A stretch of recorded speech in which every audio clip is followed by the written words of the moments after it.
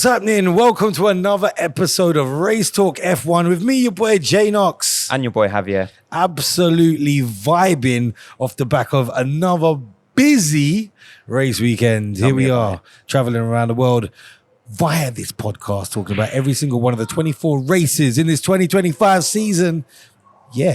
Yeah, and the drivers brought back some sunshine from Canada for us Yeah, today. man. I know we got it. It's bright, and that's why we're in Playbox here in Box Park Croydon, where it's very vibey today. It's very vibey. Yeah, everyone's outside. I think everyone's taking a day off work, and I think it's the sunshine and the Mercedes celebrations. Maybe that's what it is. I don't know. We'll get into it. But how did you get on? Did you watch practice, qualifying, and where did you watch? So I skipped practice this weekend. Watched qualifying and the race at home. Yeah, it was interesting. Watched them both live, yeah? Watched them both live, yeah. Love that. Yeah, man. I caught up on qualifying. Okay. But I caught the race live. Nice. That's what we need. That's what we need. I like catching it live, man. And I didn't watch much of practice. I watched some bits and pieces. You know, the ones where it's just on. Because this is the thing. This is what I love about Formula One. It's like it can be on. There's stuff going in all day long. Even after practice is finished, or in between the sessions, you're hearing bits and pieces. So man could be working or whatever, doing what you're doing, but you're just picking up bits and pieces. So that's kind of good. But no, I drove to the cricket in Nottingham on Friday afternoon. So that's why I missed most of practice. Always out and about somewhere, isn't it? Always. All different sports as well. We spoke about football the other day. I was at cricket this weekend. Nice. Who knows what's next, innit? Yeah. Like Super Bowl was like January, February. I think we skipped that. But yeah, you know, all of this stuff, I'm into it all, bro. Yeah. And we had Le Mans recently as well, right? Was that this weekend? Gosh. It was definitely this week. Le Mans was. Ferrari got a 1-2-3 at Le Mans, the 24-hour race. Shows that Ferrari's really, they have got it. In case anyone was like doubting in that. Yeah, so I thought watching Le Mans, right? I see the highlights of that. There was like a 20-minute. Somehow they managed to pack 24 hours into 20-minute highlights, right? Don't know how they managed to do it. Needed to edit this podcast, bro. They done that, and it was a good watch. Just another form of racing. It's interesting, right? Seeing Ferrari 1-2-3, I was like, oh, does this mean they're showing us something for the race? Are they bringing some upgrades? Nah. And then I see Lewis get interviewed on I think just before practice, they drive around on like that little bus thing. Okay, And one of the interviewers goes, so Lewis, we've heard with the upgrades this weekend. He goes, what upgrades? What upgrades? We've got none. Tell me something tell me, maybe you know something I don't know. Yeah, literally. And then I was like, uh-oh. So let's see how this goes. Yeah, I felt like, by the way, was Max Verstappen like sneaking around Le Mans or did he allow it because it was race weekend? Who knows, mate? Who knows? Just checking, because that guy, you talk about another form of racing, he's involved. He's there in every form of racing, bruv. Every single time, every opportunity. So, but yeah, all good, man. So yeah, in practice. I think the only thing that really caught my eye that is worth talking about is the fact that Piastri caught the wall at one point, sustained a little bit of damage. But apart from that, practice seemed to go pretty smooth. Yeah, I think was at one point with the Williams doing really well in practice as well. Loads of points. I feel they were well at the top. I think they were like 1-2 at one point. Yeah. Serious. So I thought, maybe that's a sign of things to come. Yeah. But yeah, pretty quiet. But yeah, Oscar crashing in practice was a bit of a surprise. I feel like he's usually like Mr. Consistent. You don't see it from him often. You know what it was? It wasn't a crash. It was just like he clipped the wall. I love tap. Yeah. And it's just so tight. Like we talk about the margins all the time, but best place to do it, practice. Yeah, literally that's what it's there for, right? You know what I'm saying? That's what he was. He was just practicing. Yeah. It's as simple as that. Qualifying though was quite interesting because, like you said, we saw shines of things from Williams during practice. Q1, Carlos Sainz, out. Yeah, insane. So he qualified 17th, didn't he? Yeah. Not what we expected, and like Williams seemed to be showing flashes of brilliance, but zero consistency at the moment, man. Yeah, I'm probably. Carlos Sainz is a good driver. Do you know what I mean? But I think it was just a bit of poor strategy from them as well. Like in the times they sent him out, gets caught up in traffic and stuff. I think they blamed Hadjar. Yeah. At one point. Yeah. They blamed Hadjar at one point. Was Hadjar actually to blame? I don't know. So he did get penalised 3 grid positions for it. So that was so it was fair. but it was more of a team thing from him Yeah, because they told him that Sainz aborted the lap. Okay, yeah. So he didn't know. This was like a thing with Max and Lewis the other day, innit? Yes. He's slowing down, Yeah. and then Max comes flying past. Yeah, exactly the same scenario. I feel like back in the day, I used to watch F1. Back in the day, I used to watch F1, and there was no radios. Like they used to just hold signs out. Yeah. And the driver had to read the signs and make while driving at 200 miles an hour. Yeah, and he had to understand what he understood from it, and he couldn't communicate back. He'd communicate back by driving into the pits if he needed to drive into the pits. There weren't radios, or they might have had a pit button which sent an LED to the pit wall, but there was no like constant communication. I feel like the more communication devices we have, the worse we've got at communicating. It's like real life. It's showing that. Yeah, you're not wrong. You're not wrong. People forget how to communicate these days, right? Everyone's just used to doing stuff over text message rather than actually speaking. Text, WhatsApp, Telegram, phone calls. And it's like people too much moan more than ever that they can't get hold of people. Yeah, literally. And I feel like similar in F1. If I see a phone call coming through, I just let it ring out and wait for the person to message me after. This is my problem. That's why I couldn't get hold of you this morning, bro. And this is the problem I think in F1 a little bit. Like there's all these methods of all this communication now, and I don't know what's going wrong. Yeah. Something needs to be looked at. Send them on some courses, right? You know what I'm saying? How to use the phone, how to talk clearly. In corporate business, they'll send you on a course real quick. Your manager will see something like that. You're getting sent on one of them courses. Yeah, 2 days away, staying in some dodgy bed and breakfast. Not away. They'll have you doing that inside the office in some room, bro. Yeah. No, they're not. Long, bro. It's long. Q2. Two big things for me here. Firstly, Colapinto qualifying 12th. Brilliant. Love that from him. After all the stick he's been getting as well. So to pull one of those through, it's great, isn't it? After Pierre qualified in 20th. So you're smashing him like that this race. It's great. Do you know what I mean? On the flip side, qualifying 11th, but an awful result for him is Yuki Tsunoda being knocked out in Q2 again. Yeah. The nightmare continues. Yeah. It's not good, is it? It's not looking good for him. Good, bruv. And I don't know what advice to give him at this point, because I'd love to say it's a mentality thing. I don't think it is. I'd like to say spend more time in the simulator. I don't think it's that. I think it was the other week as well. We had extra time to drive one of the old Red Bulls as well to get more accustomed to the car. That obviously hasn't helped. What else can you say? Is there any help in this second seat? Like I heard an interview last week, I think, with people talking to Hajar saying, "Oh, like you waiting for that call? Yeah. You know, what would you do if that call comes to say, you know what, you can leave the racing bulls and get into the Red Bull, but it's that second seat." And he's like, "Yeah, just waiting for that call. I'm scared. I'm all right. Like I'm having a good time as it is, kind of thing."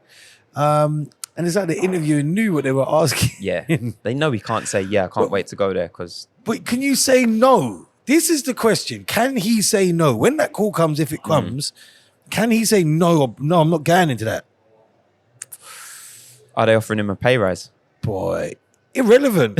Would you take a pay rise? Because you might have no job by the end of the year. I'd probably stay and try to get myself in Aston Martin or Cadillac or something, or just smash it at the racing bulls. They're not bad or just cars. Continue doing that. Yeah, he's had 5th and 6th places a couple of times. But you know what I mean? Can you say no? That's the big question. Can you? If Horner's asking you, maybe. If Helmut's asking you, then no, you can't say no. This is what's mad, bruv. But maybe you can say no to Helmut because you said I'm an embarrassment. I don't want to be a further embarrassment, so I'm gonna stay where I'm at. Yeah, I'm saying no if I'm him though. There's no chance. Not this year. Maybe in the new regs for next year, and the car's completely different. But if you ask me this year, nah. And that's it for me, bro. There's not a word you could say to me that would convince me to get into that Red Bull second seat over being in a racing bull. Yeah, I actually think they rescued Liam Lawson. At this point, yeah, but it's not like he's doing any better either, is it? I know because he's a liability, but. You know what I'm trying to say? Like, if that was somebody else. Another 19th qualifying place for him. Oh, man. Yeah, just It's not happening, is it? No, it's not. It's not happening. So if anything, they probably need to concentrate on getting Hadjar. And then they just go to this point. I'm like, should Red Bull just have one team? Yeah, they might as well. What? Red Bull, Max Verstappen, and Isaac Hadjar is how I see it right now. Yeah, might as well. It feels like they've got two drivers. Yeah. I just think they made a mistake not bringing Danny Rick back. Should have been him in that second Red Bull. Daniel Ricciardo. Should have just for the culture, for the vibes. Yeah, just for the vibes. There's no reason why it couldn't have just been him in it. Like, they should have just allowed him to do it. And then if it failed, you could have just blamed it all on Danny Rick and it's not the second seat anymore. Yeah. Do you know what I mean? So I think they should have just done that. Still can. But and it is that, but yeah. But it'd be sad to see Yuki go. In Q3, we really saw that this medium tyre seemed to be superior. It seemed to be running things, to be honest with you. Lewis out qualified Leclerc was a highlight for me. By 3 positions as well. Yeah, who also blamed Hadjar. Yeah. Hadjar's like the scapegoat. He's getting all the blame, bro. Right, yeah, I think he stuck a middle finger up at him on the way past or something as well. But ultimately, what happened in qualifying in Q3 is we ended up with Verstappen putting in a mad quick lap to knock Piastri off. As usual. And then Russell. Out of nowhere, innit? Out of nowhere. Russell's been silent assassin this season. He's just been Mr. Consistent, though. Yeah. Like, when I say Oscar's a consistent driver, George has just been doing his thing. Quietly. He doesn't put no foot wrong. Yeah. He just does his job, puts the car where it's supposed to be, if not higher, every week. It's so boring. We barely see him in the races because there's nothing to show. Yeah, he's just driving, but he's just driving well. Like, no clips, no nothing, which is kind of cool because he's the person that I thought had a mistake in him 2-3 seasons ago. Agree. Now, I've been saying this about Lando. Love the guy, but he's just got a mistake in him, as we saw again this week. But maybe Lando's best is yet to come. Maybe 2 to 3 seasons' time. I mean, yeah, you never know, right? It's just experience. Like, I think Toto was saying that George has come a long way, and you can see the development in him, and he's stepping into the leader role more. Mate, George was nowhere up to last year in comparison to Lewis. Yeah. You know, he's just been a different driver this season. He has. And fair play to him, man. Even his interviews, I feel like, have stepped up a level. You know, I really like George now, you know. I actually really like George. I think compared to a couple of years ago, man. Yeah, he wasn't my favourite in it. Yeah. But now he's actually slowly becoming one of my favourite drivers on and off the grid. I think he's funny, great racer. He's just doing it all. He's actually doing witty. It all. Yeah, man. I love the battle that he's got with Max. And he seems to love it now. This is the difference. Yes. He's embraced it now. He knows what it is. Before he used to take it a bit too personal, right? And now he's like, yeah, I'll play up to this. Yeah. Great. And for me, this just shows Lewis had to leave for us to see Max. This side of him. And for us to see George, like the real George. Yeah, agree. Like, now we're seeing it. But yeah, so George, Max, and Oscar on the front 3. Yeah, boy. So you think turn 1 in the race, innit? And Kimi in 4th. Yeah, which we thought this is cool. This is great qualifying. And it just shows that the Mercedes have really turned up this year. Yeah, they got some pace back, haven't they? Yeah, they've got something back, something better. Then before the race started, on the grid, I saw the wheel of Colapinto just like on the side. Yeah. No brake drum, no brake pad, no brake disc. I said, this race is not starting on time. Yeah. I said, this is mad. But actually, they checked something. It was all blessed, and they got it back together on time. Yeah. See these mechanics? Props to the mechanics are different. These men are different gravy, but bro. you know, you'll take your car to the garage, and they'll try to charge you 3 hours labor for a service for an oil change. Well, do it in 18 minutes like they did Colapinto's car, innit? It's possible. It's possible. Literally. Not hearing nothing. And they didn't even do it on a ramp. They just did it on the grid. This is it. No, they did some work, man. They did some work, and I rate it. Lawson and Gasly were starting from the pit lane. Yeah. So there were only 18 cars actually starting on the grid, and then it was lights out and away they went. And George, again, consistent here, got off to an amazing start. Just doing what he does now. Yeah. So I genuinely thought, George and Max will go in. Because there was a couple of comments before the race where, media were just egging Max on in it. I think they were trying to get him that last penalty point. They want him banned for a race. Yeah, they want to see some drama. Max like, no, I'm fed up of all of your questions about this, blah, blah, blah, blah. It's childish. But yeah, so Max kept it clean. Fair play to him. George just got away quicker than everyone else. I think they put the reaction times up, didn't they? George was quicker than Max. Which, yeah. Been practicing. No, I smashed it. And I'll tell you what I thought was going to happen. Go on. I thought Oscar was really going to go super lungy and go after Max. And what actually happened is Oscar lost that third place. Yeah, he did. And Kimi came through. Yeah, Kimi just came flying through. Great racing from Kimi, right? Yeah. Kimi even looked like he could have got past Max at one point. But a couple of times. Yeah. But in that opening segment, that opening lap, that first few corners, it looked so touch and go. And the commentators were just basically saying Oscar's got a world championship to think of. Do you think he was just thinking of that, or do you think he was do you think he was playing a bit safer? Because Oscar's got ice in his veins, bro. No, he's playing it safe. He knows it was the long game. Obviously, Lando qualified behind him as well. So in terms of the championship, there was 4 places between Oscar. 4 places between Oscar and Lando. That's a lot of places. Which is a lot of places. 3rd and 7th respectively. So I think he knows. I had a bit of his only challenge is Lando, right?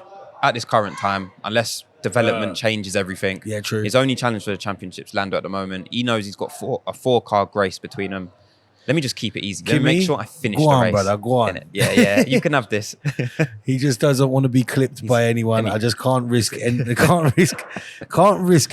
So I'm going to play it safe. Yeah. Well, how did that play out in this race? Oh my gosh! You might as well just jump straight to it, right? This is it. This is ultimate deja vu for McLaren, right? So they've said we're going to let our drivers race. Just keep it clean, guys. Blah blah blah. So what was it? The last 4 laps to go? 66, I think, yeah. Yeah, 66th lap. Some great driving between the two. So Lando had DRS. They told him, yeah, you've got DRS, attack him whilst Oscar hasn't got any DRS. Yeah. Overtakes him just before a corner. Oscar brakes late, re-overtakes, then they go down a straight. Lando goes in the slipstream and tries to overtake him. Well, before that, there was a point they were neck and neck. Yeah. And this for me was beautiful. Yeah. You saw these 2 McLarens. We know they've got the pace. It's ultimately the same car, maybe balanced, tuned slightly differently. And I'm like, nah, who's gonna outdo who? Who weighs less? These cars were neck and neck. And there's a little bit in the cool down room with Kimi afterwards. He goes, I can see it in my rear view, but he's like, I didn't know who to give the slipstream to. Yeah. So he's like driven in the middle, and you've got these 2. It's a beautiful sight. If you like racing, it's a beautiful sight. It's a Mercedes and these 2 Papaya McLarens side by side. And for me, that part of the race was done because Piastri got in front. Yeah. That was it. Yeah. But it wasn't to be it from Lando's perspective. And Lando's like he got caught up in the racing spirit. Yeah. And he went for this dive down the inside, and there just wasn't enough space. He would have just went on the grass, right? If he did actually overtake him, he would going just on the go on the grass. But I don't even think there was enough space for tarmac and grass put together.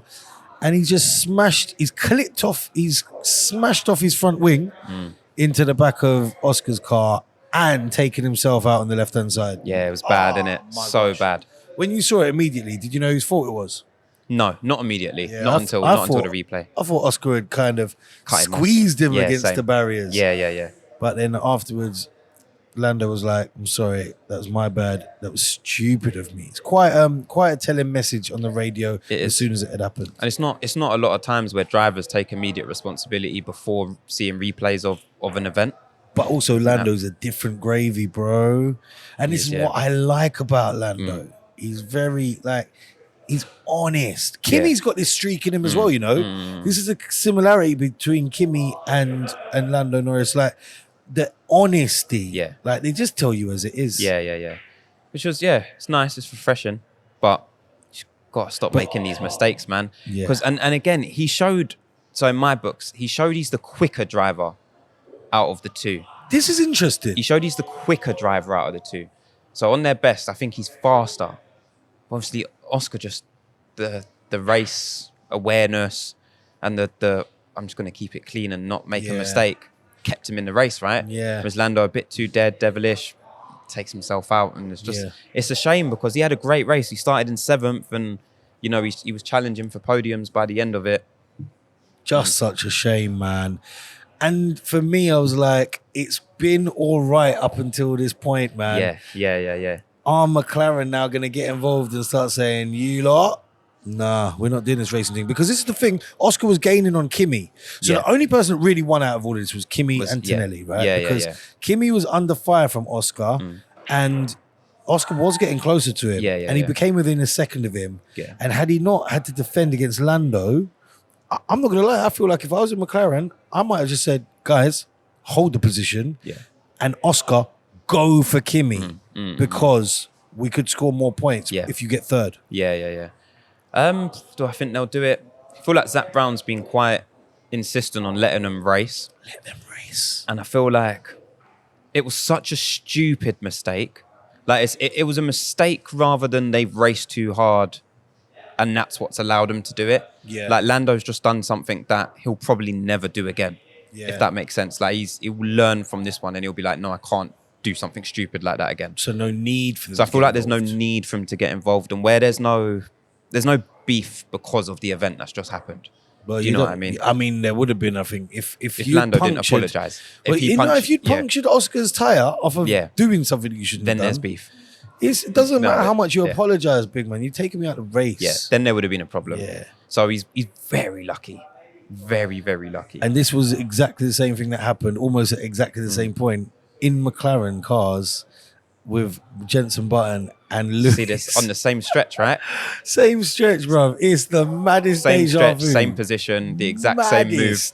Maddest deja vu for McLaren. But it is what it is, man, because at least they still had a driver come to the end. See, for doing that, right? Lando got called in front of the stewards.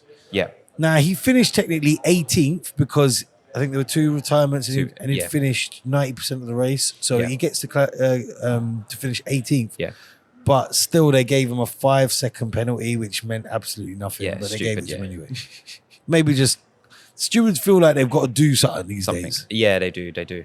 I'll be let them do their thing, innit? Yeah, is what it is. Pointless, but they have to follow precedent, right, and be consistent with what they give people. Otherwise, Fair others play. would complain. So fair play. So should he have got penalty points? Oh, because he didn't. That would have been consistent. Max will say yeah. Max will say yeah. I mean, there was a moment where Max. This is the other thing about these radios, right? So under the safety car, now that Lando's McLaren needs to be cleared, everyone's going through the pit lane. We're under the safety car, and there's a moment. Obviously, they're zigzagging. Like they're trying to keep the warmth in the tires, trying to keep the heat in the brakes. They're braking, they're accelerating, and George has braked, and Verstappen's gone past him, which he's not allowed to do under the safety car. Right. Straight on the radio. George is driving erratically. He just brakes suddenly. And George straight on the radio. Max just overtook me over in the safety car. See this culture of snitching. Bruv. I'm not in it, bruv. I don't like it. No, neither do I. Take the radio, turn the radios off. We had this the other day when it happened between Max and George. Like, again, when they were looking back at it, they were like, George is barely out the corner where he's just been hit, and his thumb is moving towards the radio button before anything else. Well, give them a horn or something instead. Let them toot each other. I'm getting on the radio talking crap down the phone. It is becoming a bit ridiculous. I don't like it. And sometimes it's like it takes away from racing a little bit for me. Like, we're just playing silly games now. Like, why are we brake checking people under the safety car to try and get them to jump you to win a race? Like, let's just race. It's because he's got 1 penalty point left, and George. Is it though? Is it? I don't know if it was. I just don't know if he's just playing games. No, he's playing games. Playing games, which I love. Like, you got to get into his head a little bit. And he didn't do anything he's not supposed to do. There was no further action from the stewards. He didn't do nothing he weren't supposed to do, but it almost did. He played, he towed the line, which Max does brilliantly. But what I did find funny and quite refreshing is that after the race, so they asked Max about it, like, oh, what happened? And Max kind of just defended George. He didn't even say, oh, he brake checked me. Max just went, oh, yeah, we were both trying to get the safety car to hurry up. The safety car didn't hurry up. George had to brake. I had to brake. I ended up overtaking him. And nothing else happened. But just a misunderstanding between the two of us. And I was like, what? Max talking. I feel like Max makes up stories for the interviews just for his own amusement at this point. I think he does. You reckon? Yeah, I think he goes, let's say something random and let's see if they lap it up. Yeah. Because they know that they're waiting. Like he's waiting for everyone to lap it up. Guess what? Guess what, Max? I'm not lapping it up, bruv. I'm not. You was angry at George. You just didn't want to talk about it. Yeah. So you made up some other story. Not lapping it up. Not what we're not those consumers. You get me? You can't feed us some foolishness and expect us to lap that up. Do you know what? I think they're best friends now. I don't know if you saw on the post. So obviously George finished the race in P1, Max finished in P2. I've seen Max in other races when he's mad and he hasn't won, right? He don't spray no one else with champagne. He's on their face like that and he's just completely disengaged from everything.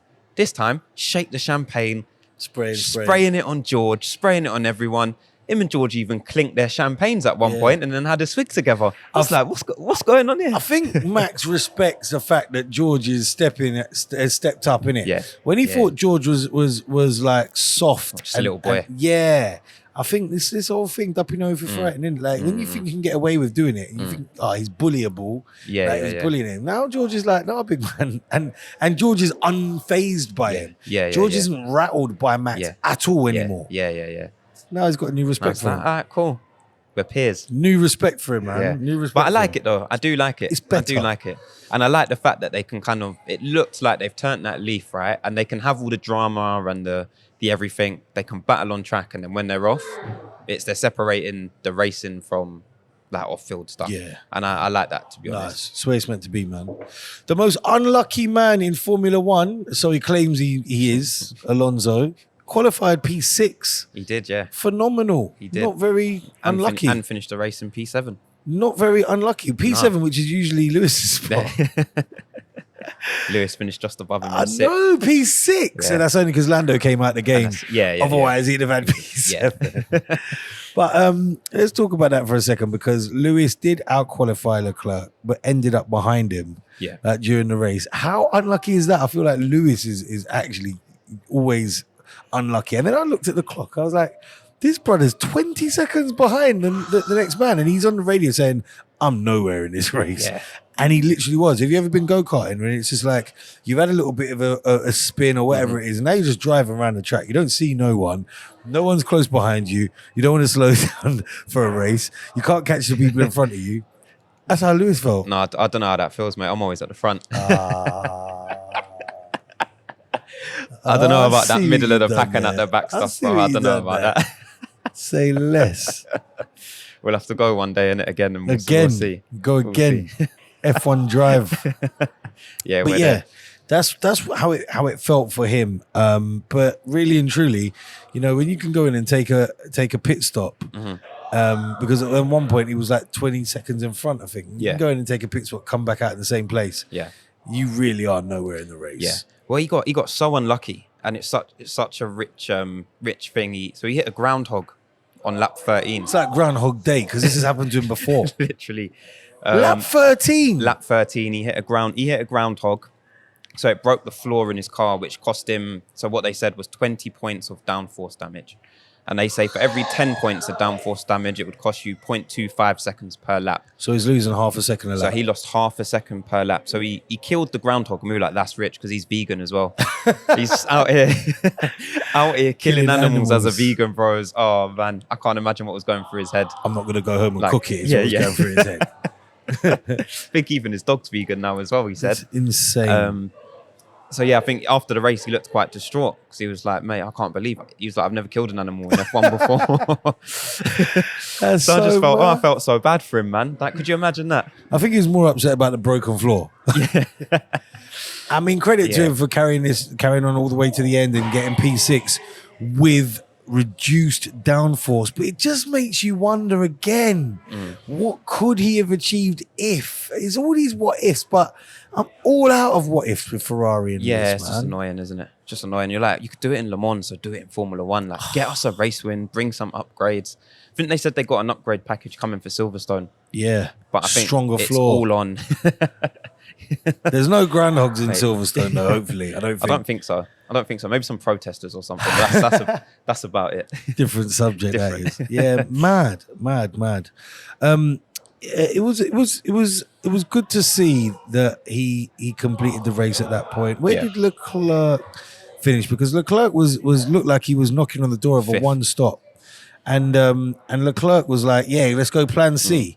Now, Leclerc went into the garage and he came out. We think plan C meant one stop. Yeah, he came out with another set of hards, was it? Yeah, another hards. He went hard Which twice, means he couldn't get... No, he didn't go for hards twice. The team put him on hards twice. Yeah, bro. He came out the garage. He's like, what you done to my car? Yeah.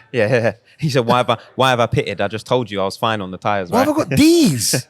Like, he didn't know that this is what he was going in for. Yeah. Like, do you think there should be more conversation between the team and the drivers about what they're going to come out with? Absolutely. And I don't know why they haven't done that. Obviously, a similar thing happened to Max in the last race, right? Where he went in and came out with them fresh hards. I think this was even worse because you've had the discussion about what's the driver want to do. He's told you his preference, and then you haven't gone back to confirm with him what you're going to do. Giving him what you thought. And now you left man confused. It's just typical Ferrari things again, ain't it? Yeah. And I still don't understand how Leclerc's been there for so many years with the same race engineer. And it's like, you're getting it wrong in year whatever it is now, 6, 7 that you've been there at Ferrari. Like, come on, guys, man, wake up. Albon, Williams also had issues with he got really annoyed. He goes, "Why won't you listen to me?" Like he was vexed. Yeah, he had a bad weekend. Albon, man. And then his car ended up breaking down, didn't it? He had a bad weekend. It was in qualifying, right? His car just started braking when he was going down one of the straights. Car just starts, the engine cover just starts flying everywhere. Bro, screw them. Like, what's going on here? Right, it's just like, would you want to jump? So if you were driving, right, in qualifying and your car's just broken as you're driving down, would you trust that car on the weekend? Oh, bro. Yeah, you know what? I would, because I feel like in Formula One, the engineers and the mechanics learn from things that are broken. So actually, I just feel like they will have made double certain that this thing is not coming off in the race. I'd be all right, I'd be all right. It's like a comedy sketch, isn't it? It's like a cartoon.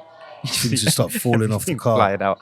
Bro, it's ridiculous. I was like, what happened? I actually rewound it and was like, what did I miss? Yeah.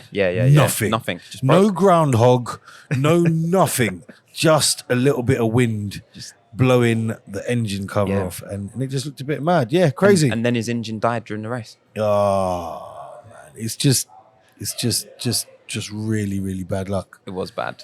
But yeah, what I liked about this race is a lot of strategy changes and teams having to react. This is what makes it interesting to me. You know, Max pitting early, Hamilton pitting earlier than, I think they said target laps were like 15 to 18. Got man coming in on like lap 12 and that. Yeah. Saying, boom, pit now. Gonna try a thing. I love that. Yeah. That's what makes this really, really racing for me, man. Yeah, agree. Another one I want to call out. My new favourite driver on the grid. Go on. Nico Hülkenberg. Oh. Qualified higher than Bortoletto again, might I add. And finished in 8th place. Hey, listen, my boy Nico. After last week, what was it, P6 or P7 or something, smashed it. Where's this coming from? Well, considering everyone on the socials wanted to cuss me out for my opinion that Nico's a better driver than Bortoletto, and everyone came for me. Yeah. Just put him up on the blower. I said, mate, have a look at this. He looked at all you guys' comments and said, no, I'm going to show him who's boss. I've been in Formula One. I'm the experienced driver. Yeah. Let me show you how to do this thing. And there you go. And there you go. So Bortoletto down in 14th, Nico in 8th. Yeah. So guys, don't forget, experience is everything in F1. This is your experience in watching F1 talking, yeah? There we go, man. People were telling me, I don't know what I'm talking, you don't know what you're talking about, blah, blah, blah, blah.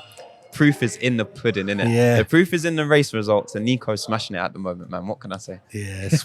I hear you.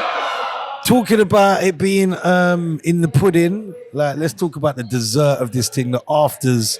Obviously, we know that after we mentioned that Piastri got hauled in front of the Lando. The Lando and Piastri incident was looked at. That was passed. There was another incident that was looked at. They looked at the overtaking under a safety car of Max. They said, okay, cool, whatever, keep it moving. But what did happen in the afters of qualifying is Yuki got that mad 10 positions. 10 position grid penalty is mad. Yeah. What did you make of it? I thought it was harsh. I thought it was harsh as well. Who was it in front of him that was driving slow? Was it George? It might have been, It might have been. I just didn't think. It just felt like it was excessive. It was. It was like I understand you have to set precedents, right, for certain things, but 10 positions, and they even noted, so on the document it notes that there was an issue with the car in front, and the car in front was driving slowly, so they've noted that and still giving him 10. Yeah, it's a lot, bro. I thought that was mad it was mad harsh. And that ruined his weekend, right? Yeah. Like, completely. There's no coming back from when you're starting at the back. To be fair, he did drive really well. He ended up like 12, 13 at one point. Yeah. And finished. You finished 12? I believe so, yeah. It just goes to show, like, he's got the skill, but it's like, oh, man, he just can't catch a break at the moment either. He finished 12th, but he did get lapped. So horrible. It's horrible. But then when you're stuck in trains in the middle and you're on a different strategy, it's long, ain't it? Yeah. But yeah, I thought that was harsh on him. That was it, really. I heard a word from there's a steward that was banned from working this weekend. He'll be back in the Austrian Grand Prix, but he basically spoke out of turn. He didn't say anything too wild, but he gave his opinion, which he wasn't supposed to do. One of the things he said was Lance Stroll is a better driver than people give him credit for. I think he deserves a race ban for that take.